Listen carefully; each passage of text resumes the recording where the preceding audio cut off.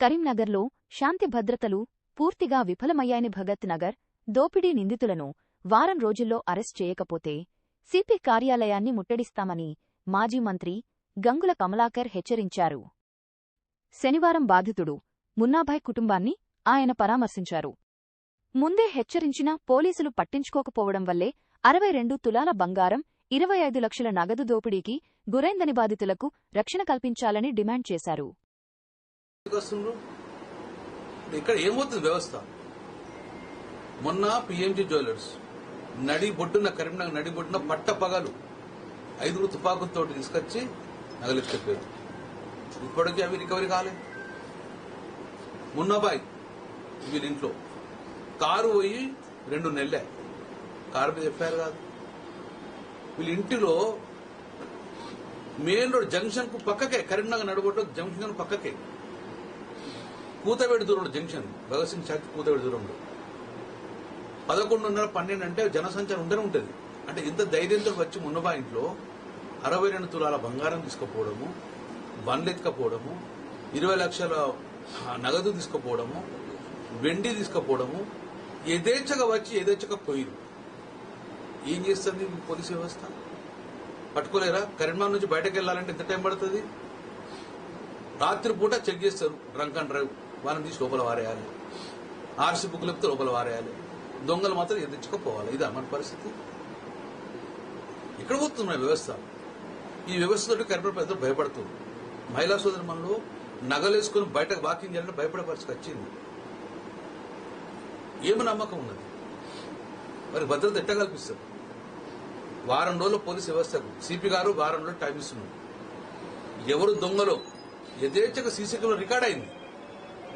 అనుమానం కూడా చెప్తున్నారు ఎవరని. వాళ్ళ మనవడు అంటుండు, వాళ్ళ అల్లుడు అంటుండు. కరీంనగర్కు దొంగలు రావాలంటే భయపడాలి. ఆ విధంగా తీసుకున్న చర్యలేవి. పోలీస్ వ్యవస్థ మొత్తాన్ని కూడా దయచేసి మీరు రిక్వెస్ట్ చేస్తున్నారు. విగ్రహాలు, ఈ విగ్రహం వెనుక పెట్టు, ఈ విగ్రహం ముందర పెట్టు, వినాయకుని విగ్రహాల ముగ్గురు సీఐలు పోయి ఏసీ గుండు కాదు, హనుమాన్ విగ్రహం ఎత్తుకపోతడం ఏదైతే చూసే కాదు. ఈ దోపిడి దొంగల వ్యవస్థ మీద నిఘా పెట్టండి. కరీంనగర్ ప్రజలకు భద్రత కల్పించండి. కరీంనగర్ ప్రజలకు నమ్మకం కలిగండి. నమ్మకం ఉందా కరీంనగర్ ప్రజలకు? బయట తిరిగే పరిస్థితి ఉందా ఇప్పుడు? కాబట్టి దయచేసి పోలీస్ డిపార్ట్మెంట్ ఎప్పుడు లేని విధంగా గుళ్ళ మీద, వినాయక మండపాల మీద, తర్వాత హనుమాన్ టెంపుల్ మీద ఉన్న ఇంట్రెస్ట్ దోపిడి దొంగలు పట్టుకునే విధంగా ఆలోచించండి. వారం రోజుల లోపల ఊహిస్తుడు సీసీ కెమెరా రికార్డ్ అయిన ఫోటో ఉన్నది. వాళ్ళ అల్లుడు అనే అనుమానం ఉంది, వాళ్ళ మనవడు అనే అనుమానం ఉంది. వారిని పట్టుకొచ్చులో ఇంత డిలే ఎందుకు? పట్టుకరాదా? మీరెడు పోరాదా? దుబాయ్ పట్టుకొస్తారు ఒక్కొక్కరిని. పట్టుకొచ్చి ప్రజలకు నమ్మకం కలిగండి. కరీంనగర్ పోలీసు దోపిడి దొంగలు పట్టుకుంటారు. కాబట్టి కరీంనగర్ లో దోపిడి దొంగలకు అవకాశం లేదనే విధంగా ప్రజలకు నమ్మకం కలిగండి. కానీ ఎటు ఓడన్నా హైదరాబాద్ నుంచి ఢిల్లీ కోటి వచ్చి కరీంనగర్ దిగి ట్రైన్లో దొంగతనం చేసుకుని మళ్ళీ ట్రైన్లో పోయే పరిస్థితి వచ్చింది. అంటే ఇక్కడ ఎందుకు అవకాశం ఉందన్నా? సో చాలా బాధాకరం, చాలా బాధాకరం.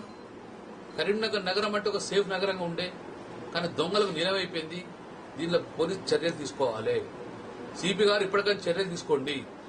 దొరకబట్టి దొంగల్ని ప్రజలకు భద్రత కల్పండి. పొద్దున్న లేస్తే డ్రంక్ అండ్ డ్రైవ్ కాదు, దొంగల కోసం డ్రైవ్ పెట్టండి. దోపిడి దొంగల కోసం డ్రైవ్ పెట్టండి. కట్టుదిట్ట ఏర్పాటు చేయండి. బార్డర్లని కట్టుదిట్ట ఏర్పాటు చేయండి. ఒక దొంగతనం చేసిపోయాక ఎట్లా తప్పించుకొని పోతాడు? ఎన్ని సీసీ కెమెరాలు పెట్టినాం మేము? ఏం చేస్తున్న సీసీ కెమెరా వ్యవస్థ? సీసీ కెమెరా ఫిగర్ కనబడుతుంది, దొరకబట్టే పరిస్థితి ఇదా?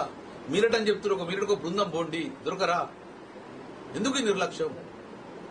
వారం రోజులు టైం ఇస్తాం. డెఫినెట్ గా లేకపోతే సిపి గారు ఆఫీస్ ముందు బీఆర్ఎస్ పార్టీ ధర్నా ఇస్తాం. శాంతి భద్రత గురించి, శాంతి భద్రత కాపాడమని, దొంగల నుంచి ప్రజలు కాపాడమని డెఫినెట్ గా సిపి గారు బీఆర్ఎస్ పార్టీ ధర్నా చేస్తాము. వారం రోజులు దొంగలు దొరకబట్టి ప్రొడ్యూస్ చేయాల్సిన బాధ్యత మీ ఉంది.